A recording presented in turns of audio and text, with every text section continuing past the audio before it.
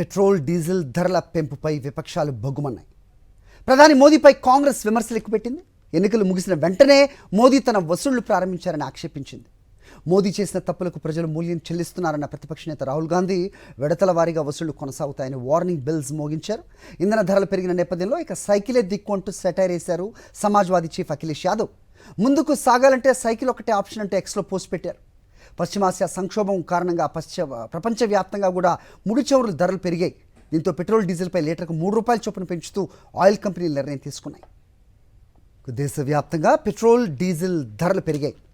Litre పెట్రోల్పై సగటున ₹3, డీజిల్పై ₹3 పెంచుతూ oil కంపెనీలు నిర్ణయం తీసుకున్నాయి. పెరిగిన ధరలు ఇవాళ ఉదయం 6 గంటల నుంచే అమల్లోకి వచ్చాయి.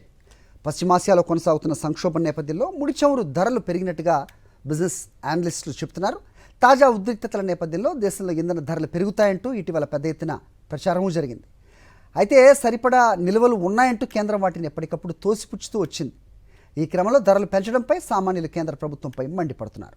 సిఎన్జి వాహనదారులకు కూడా గ్యాస్ కంపెనీలు షాక్ ఇచ్చాయి. కిలో సిఎన్జిని ₹2 పెంచాయి.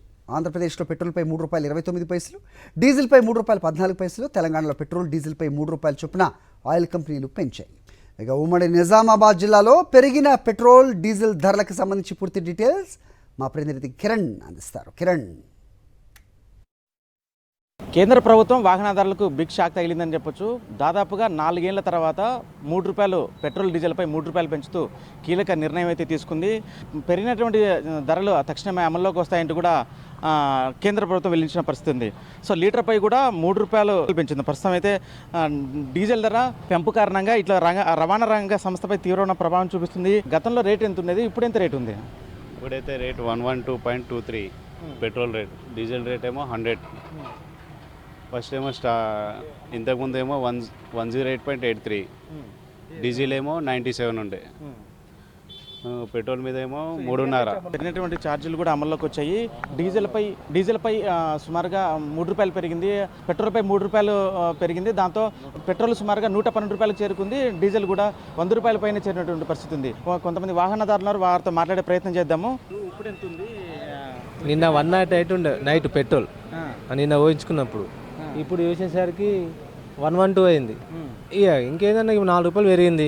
ఇంకా 4 రోజులు అయితే ఇంకా ₹4 పెంచుతారు. అంతే, పెరుగుకుంటూ పోతుంది. అంతే, ఇక మనకు అవసరం ఉంటే ఓపించుకోవాలి, లేదంటే ఎలక్ట్రికల్ వెహికల్ తీసుకోవాలి.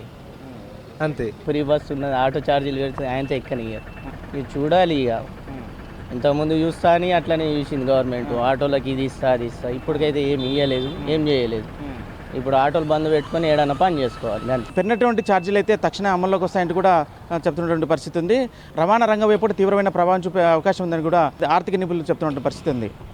కెమెరామ్యాన్ సాయితో కిరణ్, సాక్షి టీవీ, నిజామాబాద్ నుండి.